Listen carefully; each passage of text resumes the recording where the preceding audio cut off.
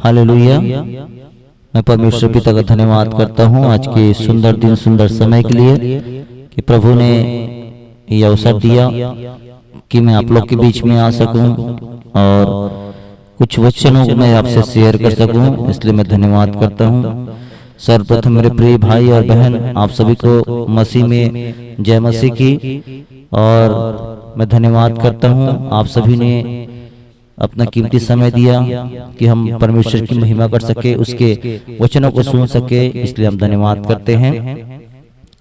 आज मैं आप लोग के बीच में एक महत्वपूर्ण छोटा सा संदेश है जिसे लेकर आया हूँ, जो हर एक नए विश्वासियों के जीवन में एक प्रश्न होता है कि हमें कब प्रार्थना करना चाहिए, कौन से समय में प्रार्थना करना सही चाहिए और किस रीति से हम प्रार्थना कर सकते हैं या कितनी देर तक हम प्रार्थना कर सकते हैं। ऐसे लोगों के अंदर कई प्रश्न होते हैं। आज उसी प्रश्न को लेकर मैं एक छोटा सा संदेश दे रहा हूँ और मैं विश्वास करता हूँ इस संदेश के द्वारा परमेश्वर आप सभी को आशीष करेगा।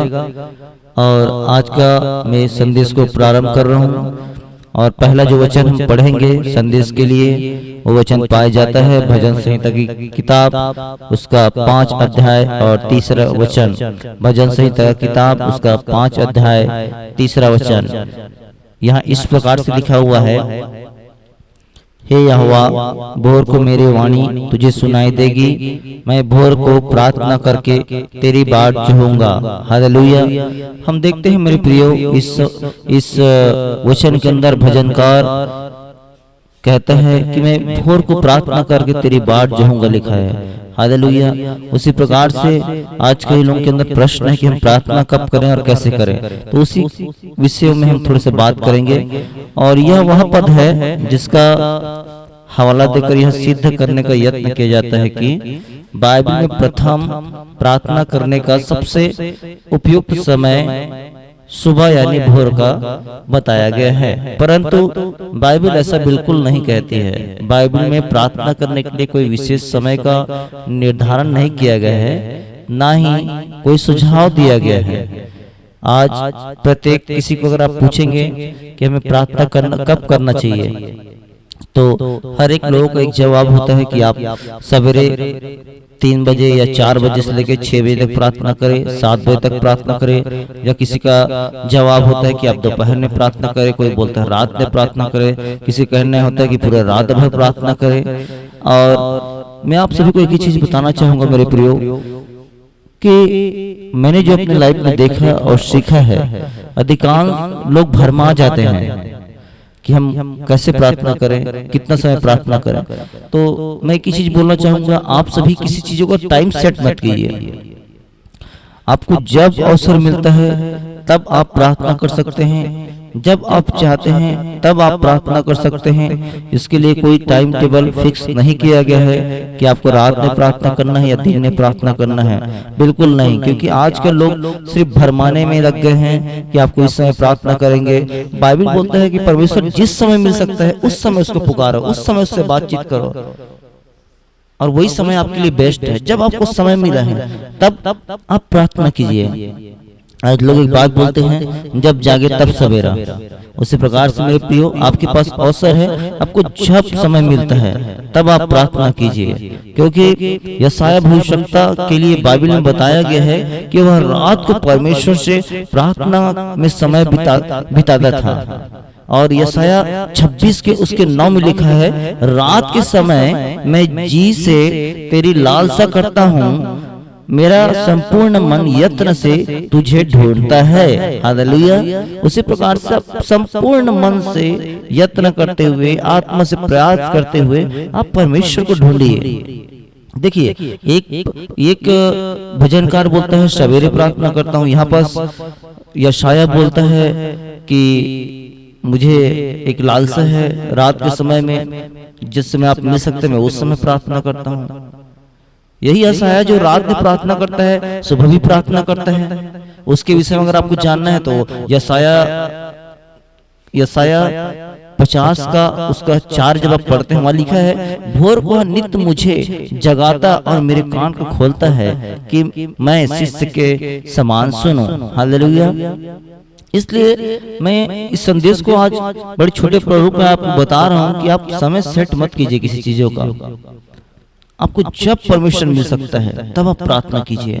और जब आगे बढ़ते हैं तो दानिएल भविष्यवक्ता के विषय में भी देखते हैं हम लोग। दानिएल भविष्यवक्ता के विषय में बाइबल बताती है कि वह प्रतिदिन सुबह, दोपहर और शाम को 3 समय प्रार्थना करता था। वो 3 पहर प्रार्थना किया करता था।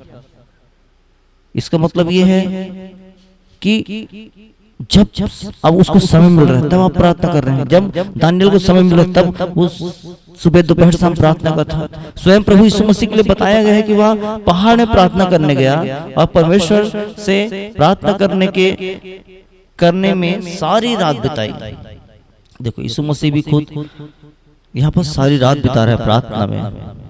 जब हम लूका में 6:12 में पढ़ते हैं तो समाचारों में लगभग 20 बार इस बात का वर्णन आया है कि यीशु ने प्रार्थना की, जिसमें अधिकांश इस बात को बताया गया है कि यीशु रात की प्रार्थना की। तो हम देखते हैं यीशु मसीह कई बार रातों में, जब हम पढ़ते हैं तो कई बार रात में पहाड़ में या जंगलों में जाया करते थे प्रार्थना करने के लिए। इसलिए मेरे प्रियो, आपके अनुसार जब आपको सुविधा मिलता है तब आप प्रार्थना करें। और प्रार्थना में अधिकतर कभी ये मत सोचिए कि मैं किस तरीके से प्रार्थना करूं, कैसे प्रार्थना करूं। आप धन्यवाद के साथ शुरू कीजिए प्रार्थना करना। आप धन्यवाद के साथ जब भी आपको अवसर मिले आप धन्यवाद कीजिए कि प्रभु ने आपको सुबह से लेकर संभाले बचाए रखा, उसके लिए धन्यवाद करो। हर एक बाधाओं से, खतरों से, बुरी बलाओं से आपको बचाया, उसके लिए आप धन्यवाद करिए। अपने घर परिवार के लिए धन्यवाद करिए, अपने जॉब के लिए धन्यवाद करिए, अपने हर एक चीजों के लिए धन्यवाद करिए और धन्यवाद के साथ प्रार्थना कीजिए। क्योंकि पौलुस भी धन्यवाद के साथ विनती करते हुए प्रार्थना करता है। और जब हम प्रेरितों काम के अंदर भी देखते हैं तो प्रेरितों काम में एक जगह ऐसा हुआ कि दोपहर के समय में जब प्रेरित प्रार्थना करने के लिए जा रहा था, पतरस जब वो प्रार्थना करने के लिए जा रहा था, वो छत पे प्रार्थना करने के लिए चढ़ा। और जब हम देखते हैं प्रेरितों काम 10 अध्याय 9 वचन के विषय में बताते हैं कि दोपहर में पतरस प्रार्थना करने के लिए छत पर प्रार्थना करने के लिए गया। कुरनेलियुस के विषय में बताता है, कुरनेलियुस के विषय में, मैं अपने घर में तीसरे पहर प्रार्थना कर रहा था। उसी प्रकार से सबके जीवन में हम जब देखते हैं कोई ना कोई किसी न किसी समय में सबका अपना अपना समय फिक्स था कि मुझे इस समय प्रार्थना करना है या इस समय प्रार्थना करना है। और हम देखते हैं जब पौलुस और सिलास के विषय में, वो आधी रात को प्रार्थना कर रहे थे, भजन गा रहे थे।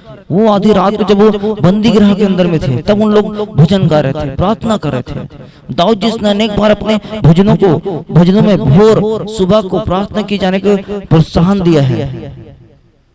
स्वयं कहता है, सांझ को, भोर को, दोपहर को 3 पहर मैं दुहाई दूंगा, प्रार्थना करूंगा, वहां मेरी शब्द सुन लेकर लिखा है भजन संहिता 55-17 में। प्रार्थना शताब्दी कलीसिया के विषय विश्वासी विशेष परिस्थिति में आधी रात को प्रार्थना किया करते थे। क्योंकि उस समय जो हम देखते हैं कई जगह में ऐसा हुआ करता था कि प्रार्थना करने पर बड़ा पाबंद लगा हुआ था और कई जगह में प्रार्थना करने का लोगों को मौका, इसलिए कई लोग क्या करते थे रात में, जब प्रेरितों के समय में देखते हैं हम लोग रात में प्रार्थना किया करते थे। क्योंकि उनके जीवन में कहीं ना कहीं कुछ सताव था, कुछ दबाव था, कुछ परेशानियां थी, जिस कारण उन लोग रात में ही प्रार्थना करते थे। और उसी प्रेरितों के समय में देखते हैं जब उन लोग कहीं बाहर होते थे, परमेश्वर की योजना में होते थे, तो दोपहर ही प्रार्थना करते थे, नाइट में ही प्रार्थना करते थे, सुबह ही प्रार्थना किया करते थे। जब थिस्सलुनीकि पहला थिस्सलुनीकि 5:17 में पढ़ते हैं तो वहां लिखा निरंतर प्रार्थना करते रहो, निरंतर प्रार्थना करते रहो लिखा है। इसलिए समय हमारे पास कि हम निरंतर प्रार्थना करें, जब समय मिले तब प्रार्थना करें। अतः बाइबल ऐसा कोई निश्चित समय नहीं बताती है मेरे प्रियो जिससे प्रार्थना की जाए। बाइबल में प्रार्थना की जाने पर जोर दिया गया है कि हम प्रार्थना जरूर करें। हमें बाइबल बताती है, हमें परमेश्वर भी सिखाता है इन बातों को, प्रार्थना करो। उसने कहा तुम मुझसे मांग, प्रार्थना कर, मैं तेरी सुन लूंगा, बड़ी बड़ी बातों को बताऊंगा, बोला परमेश्वर ने। उसी प्रकार से हमको प्रार्थना करना है, क्योंकि प्रार्थना के प्रभाव से सब कुछ हो सकता है लिखा है, इसलिए हमको प्रार्थना करना जरूरी है। लेकिन बात यह है किस समय प्रार्थना की जाए, पर किस समय प्रार्थना की जाए इसके लिए कोई फिक्स टाइमिंग नहीं है। प्रार्थना करने के लिए कोई निश्चित या नियुक्त समय नहीं बताया गया है। कोई भी कभी भी अपने सहूलियत अनुसार प्रार्थना कर सकता है। एक विश्वासी जिस समय प्रभु के साथ संगति करने में अनुभव करता है उसे समय प्रार्थना करनी चाहिए। देखा देखी करना या किसी के निर्दोष पर चलने की बजाय विश्वासियों को अब चाहिए कि अपने आत्मिक जीवन में प्रार्थना के समय को लेकर वे स्वयं निर्णय ले। हालेलुया। प्रार्थना चाहे सुबह की जाए, दोपहर को, शाम को, रात को, इससे कोई फर्क नहीं पड़ता। पवित्र शास्त्र स्पष्ट बताता है, जब मैं परमेश्वर को पुकारूंगा तब वह सुन लेगा। भजन संहिता उसके 4:3 में लिखा है। हमारा परमेश्वर समय के साथ बंधा हुआ नहीं है, वह ना तो ऊँगता है ना तो सोता है। भजन संहिता 121:4 में लिखा है। न इस्राएल का परमेश्वर ऊँघेगा ना सोएगा, लिखा है। अतः हमें चाहिए कि हम भ्रमित ना हो और बाइबल के निर्देश का पालन करते हुए अपना आत्मिक जीवन जिए।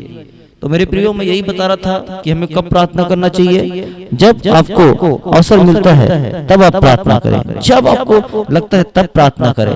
और एक बात ये भी होता है कि लोगों के अंदर प्रश्न होता है कि मैं कैसे प्रार्थना, कितने देर प्रार्थना करूं, क्योंकि आज बहुत से लोग ऐसे हैं जिन लोग प्रचार करते हैं, या बहुत से लोग भाई बहन लोग, विश्वासी लोग ऐसे हैं जिनके प्रार्थना का जीवन बड़ा अच्छा है और सचमुच लोग बहुत लंबे समय तक भी प्रार्थना करते हैं।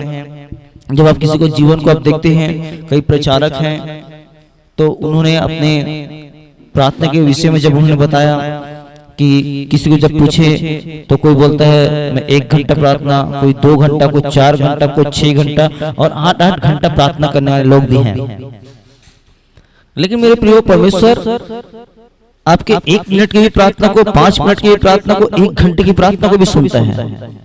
और परमेश्वर आपके हर एक समय को जानता है। आप याद रखिए, परमेश्वर के लिए अगर आप जो समय आप निकालेंगे, परमेश्वर उस समय में आपको रिस्पॉन्स देगा।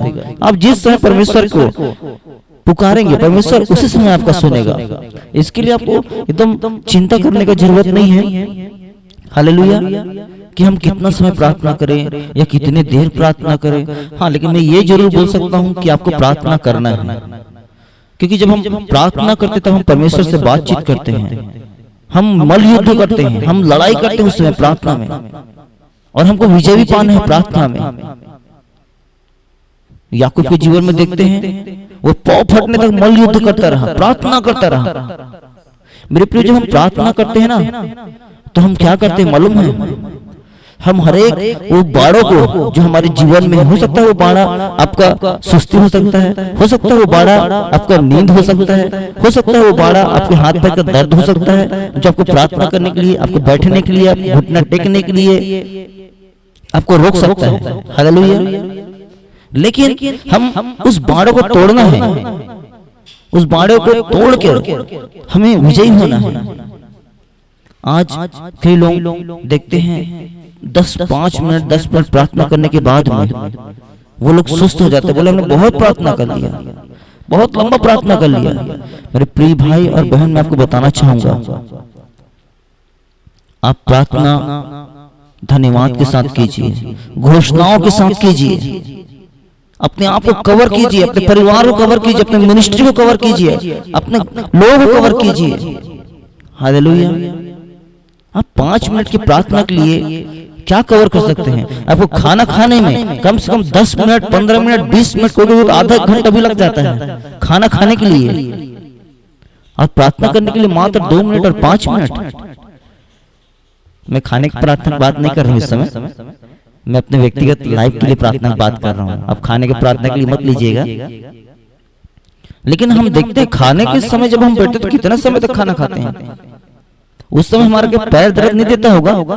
उस समय क्या हमारा हाथ पैर दर्द नहीं देता प्रार्थना करने के खाने के समय में? लेकिन जब प्रार्थना करने का बारी आता तो लोगों को सुस्ती आना शुरू हो जाता है, लोगों को हाथ पैर में दर्द शुरू हो जाता है, लोगों को नींद आना शुरू हो जाता है। इसलिए मेरे प्रियो, अपने आप को सुस्त मत बनाइए। जितना हो सकता है आप मल युद्ध कीजिए।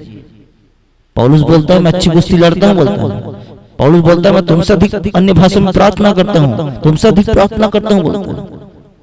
सच बात है। जिसके जीवन में ऐसा लाइफ होगा वो जरूर बोलेगा कि मैं तुमसे अच्छा करता हूँ। आज मेरे प्रिय, जब हम मॉर्निंग प्रेयर करते हैं, जब हम मॉर्निंग प्रेयर में बैठते हैं प्रेयर करने के लिए, क्या हमको नींद नहीं आता होगा? लेकिन हम उस नींद को भी हराते हैं। याद रखिए, ये नींद को भी आपको हराना है प्रार्थना के द्वारा। एक दिन ऐसा होगा, ये सब चीजों में आप विजयी होते जाएंगे। देखिए, प्रार्थना का प्रभाव बहुत जबरदस्त है। बहुत सारे ऐसे बातें हैं जो मैं आप लोग को सिखाना चाहता हूँ प्रार्थना के विषय में। बहुत सारी बातें जिसको मैं आपको सिखाना चाहता हूँ, और मैं सिखाऊंगा आप लोग को मेरे प्रियो। जैसा परमेश्वर मुझको अगुवाई करेगा वैसे मैं आप सभी को सिखाऊंगा प्रार्थना के विषय में। हर एक को प्रार्थना का विषय जो परमेश्वर ने मुझको बताया है, जो मैंने सीखा, मैं आपको जरूर शेयर करूंगा, जरूर सिखाऊंगा। लेकिन आज सुस्त मत होइए अपने जीवन में। आज लोगों के पास हम देखते हैं, कई लोगों के पास काम नहीं है, या हो सकता है कई लोगों के पास काम भी है लेकिन टाइम बहुत है, उसके पास टाइम बहुत है। आपके पास अगर टाइम है तो आप डेली का प्रार्थना का अपना समय को बढ़ाइए, डेली बाइबल पढ़ने के समय को आप बढ़ाइए, आप वर्शिप कीजिए। ऐसे करने से भी आप परमेश्वर के निकट रहेंगे। ऐसे करने से परमेश्वर का जलाल आपके जीवन में दिखेगा। ऐसे जब करेंगे तो आपके जीवन में बड़ी बड़ी गवाही आएगा, सुपरनेचुरल काम होगा आपके जीवन के अंदर में। जब ऐसे करेंगे 100% आप आशीष होंगे यीशु मसीह के सामर्थी नाम में। बड़े आप बहुत सारे गिफ्टों को, दान वरदानों को ऑपरेट करेंगे यीशु मसीह के सामर्थी नाम में। मैं आप लोग भविष्यवाणी कर रहा हूँ इस बातों के द्वारा। अगर आप 100% देखिए, जब प्रार्थना करेंगे, परमेश्वर को समय देंगे, तो बड़ी से बड़ी बातें भी, बड़े से बड़े पहाड़ भी टल जाएंगे यीशु मसीह के सामर्थी नाम में। आज लोग के अंदर प्रश्न है कि कितने देर प्रार्थना करें। जब हम लूका 6:12 में पढ़ते हैं, वहां लिखा है, और उन दिनों में वह यीशु, वह अर्थात यीशु पहाड़ पर प्रार्थना करने के निकला और परमेश्वर से प्रार्थना करने में सारी रात बिता दी। हालेलुया। यीशु सारी रात प्रार्थना ही बिताया करते थे, परंतु कभी कभी वह हो सकता है कम प्रार्थना करते रहे होंगे, हो सकता है इसलिए कई बार वो अपने चेलों को अलग कर दिया, एकांत में चला जाया करते थे, क्योंकि उसको भीड़ घेरे रहती थी हमेशा। कहीं ना कहीं लोग जहां हो जाते थे, यीशु मसीह जाता था, वहां लोगों के पीछे चले जाया करते थे। जब हम पढ़ते हैं मत्ती 26:40 में लिखा है कि किस प्रकार यीशु मसीह ने उनको प्रार्थना के विषय में बोला। फिर चेलों ने आकर उन्हें सोते पाया। हालेलुया। फिर चेले के पास आकर उन्हें सोते पाया, और पतरस ने कहा, क्या तुम मेरे साथ 1 घंटे भी नहीं जाग पाए, अर्थात 1 घड़ी भी नहीं जाग पाए। हालेलुया। बाइबल प्रार्थना किए जाने पर बल देती है कितना देर प्रार्थना करना चाहिए। वचन बहुत सारे हैं प्रार्थना के ऊपर में, चुनाव आपका है। जब हम मत्ती 6 उसके 7 अध्याय में भी पढ़ते हैं, प्रार्थना कितनी देर करना चाहिए, एकदम स्पष्ट यीशु मसीह निर्देश देता है। प्रार्थना करते समय अल्पविश्वासियों की तरह बकबक ना करो, क्योंकि वे समझते हैं मैं उनके बहुत बोलने से उनकी सुनी जाएगी, सो तुम उनकी तरह ना बनो। हालेलुया। आज लोग प्रार्थना कर रहे हैं, प्रभु मेरे को अच्छा जॉब दे दे, अच्छा बिजनेस दे दे, बड़ी गाड़ी दे दे, बड़ी घर दे दे। ऐसे कई प्रश्नों को लेके लंबा लिस्ट बना कर रखे, राशन कार्ड के समान, राशन के समान, राशन लिस्ट के समान, कि मैं ये लूंगा, मैं वो लूंगा, ये दे दे प्रभु, वो दे दे प्रभु। मांग रहे मांगी जा रहे हैं। बाइबल बोलता है मांगो तो तुम्हें दिया जाएगा, ठीक है, लेकिन क्या तुमने कभी प्रार्थना में अपनी आत्मिक उन्नति के लिए मांगा कि प्रभु मुझे आत्मिक रूप से उन्नति कर, मुझे आत्मिक रूप से बढ़ना है, प्रभु मुझे आत्मा बलवान कर, ताकि मैं आपके राज्य की बढ़ती के लिए और कई लोगों को मैं लेके आ सकूं, कई लोगों के लिए मैं प्रार्थना करने वाला बन जाऊं। नहीं, कैसा प्रार्थना तो बहुत कम लोग करते हैं। मैं विश्वास करता हूं मेरे साथ जितने भाई बहन लोग जुड़े हुए वो सब करते हैं प्रार्थना अपने आत्मिक उन्नति के लिए। लोगों के लिए तो करते ही हैं, सभी के लिए करते हैं, अपने घर परिवार के लिए करते हैं, लेकिन अपने आत्मिक उन्नति के लिए भी बहुत प्रार्थना करते हैं। इसलिए आप सभी कीजिए, लेकिन लंबा लिस्ट नहीं, बकबक नहीं करना है प्रार्थना में। सपोपदेशक की किताब में उसके 5:2 में लिखा हुआ है, बात करने में उतावली ना करना और ना अपने मन से कोई बात उतावली से परमेश्वर के सामने निकालना, क्योंकि परमेश्वर स्वर्ग में है और तू पृथ्वी पर, इसलिए तेरे वचन थोड़ी ही हो। हालेलुया। इसलिए उतावली भी किसी प्रकार की बात नहीं करना है। भले आप थोड़े से ही वचनों को जानते होंगे, हो सकता है आपको टाइमिंग थोड़ा ही क्यों ना हो, लेकिन जितना भी समय आपको मिला है आप प्रार्थना कीजिए, परमेश्वर से बैठिए, परमेश्वर के पास बैठिए। बाइबल स्पष्ट बताती है कि हमारी प्रार्थना लंबी नहीं परंतु सामर्थ्य होना चाहिए। मैं बोला ना, अभी लिस्ट नहीं बनाना है। हालेलुया, समझ में आ रहा होगा आप सभी को, मैं विश्वास करता हूँ। लिस्ट नहीं बनाना है आपको प्रार्थना सामर्थ्य होना चाहिए। क्योंकि बाइबल बोलता है कि तू जब प्रार्थना करोगे तो आंधी तूफान भी थम जाएगा। जब प्रार्थना करोगे तो पहाड़ से कहोगे हट जा तो हट जाएगा। विश्वास करो, प्रार्थना करो, सामर्थ्य प्रार्थना। दुष्टों के गढ़ को ढा दो, यरीहो की दीवार गिर जाए यीशु मसीह के नाम में। आग लगा दो पूरे शत्रु के गढ़ों में, लाल समुद्र दो भाग हो जाए, ऐसा प्रार्थना करो। जब ऐसा प्रार्थना करोगे तब आपके जीवन में अलौकिक और आश्चर्य कर्मों को आप देखेंगे।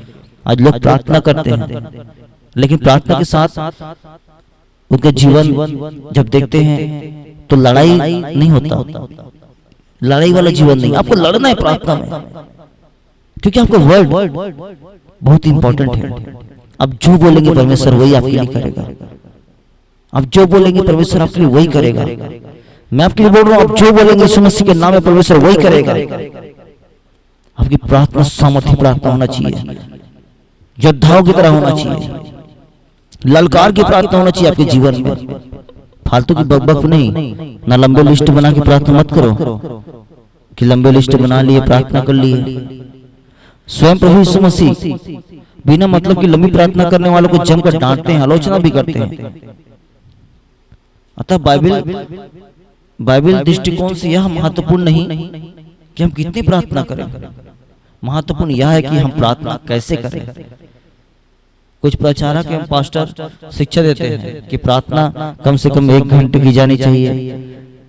प्रतिदिन एक घंटे प्रार्थना के बाद ही विश्वासी आत्मिक रूप से बलवंत हो सकता है, परंतु यह शिक्षा बाइबल में नहीं है।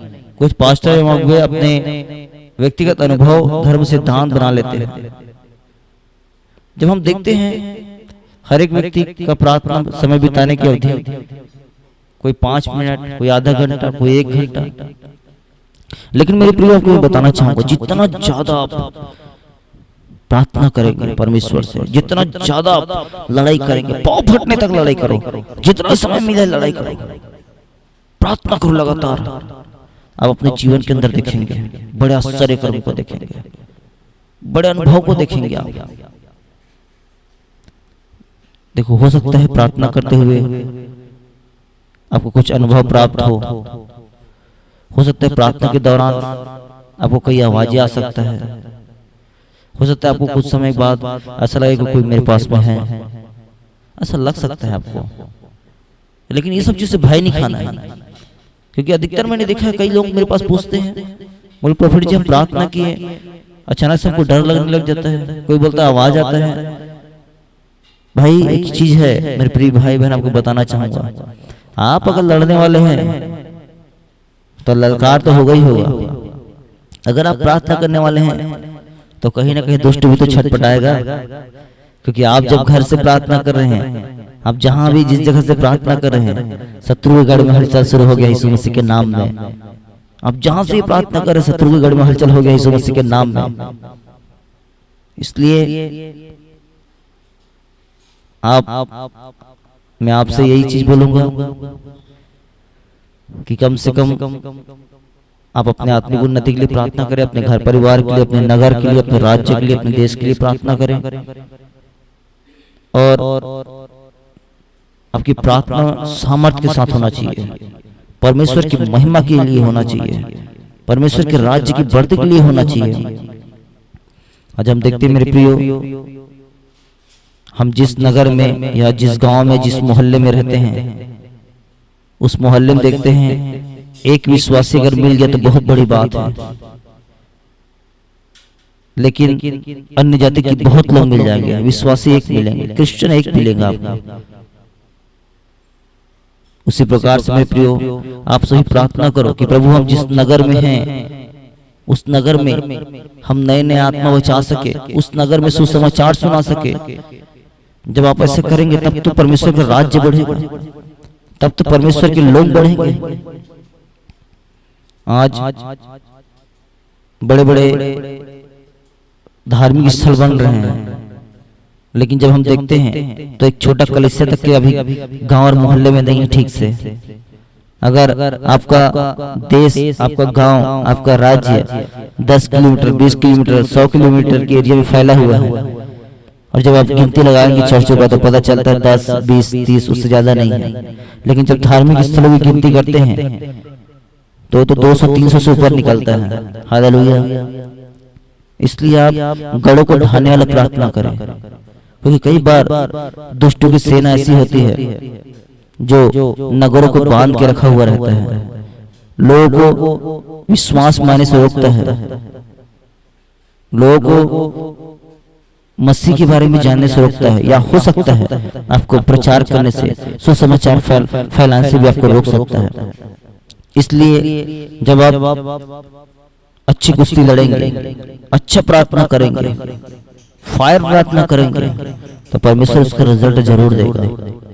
और मैं ये जो संदेश आपको दिया हूँ, आप में से अगर कोई ऐसा होगा जो शायद नहीं जानता रहा होगा कि प्रार्थना किस तरीके से करना चाहिए, कितना करना चाहिए, तो इसको जरूर सुनिए अच्छे से, ध्यान से, क्योंकि इस वीडियो के द्वारा मैं विश्वास करता हूँ, इस मैसेज के द्वारा मैं विश्वास करता हूँ प्रभु आप लोग के पूरा सोच विचार को बदल देगा, आपकी प्रार्थना के तरीकों को बदल देगा। हालेलुया। इसलिए आज आपके पास समय है, आपका जो प्रश्न है उस प्रश्नों को आप इसी समय अपने मन से निकाल दो, अपने दिमाग से निकाल दो, और आज से की चीज को पकड़ो कि प्रभु अब मुझे करना है प्रार्थना, अब मुझे बढ़ना है। जब ऐसा करेंगे तो परमेश्वर आपके लिए अद्भुत और अलौकिक मार्ग को खोलेगा। हालेलुया। सो परमेश्वर पिता इस संदेश के द्वारा आप सभी को आशीष करें, और सारा महिमा, आदर, गौरव प्रभु यीशु को मिले, और आप सभी को परमेश्वर आशीष करे। आप सभी को जय मसीह की।